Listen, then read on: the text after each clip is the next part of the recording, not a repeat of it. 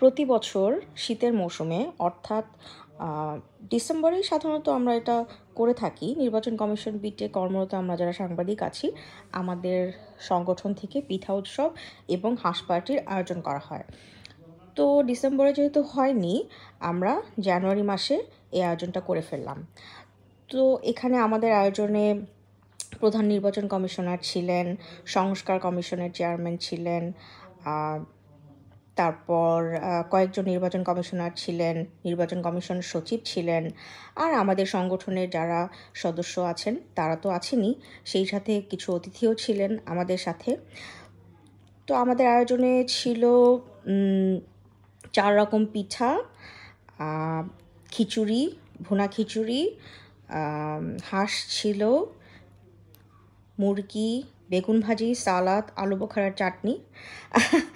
আমি চমৎকারভাবে এনজয় করেছি, খুব ভালো লেগেছে।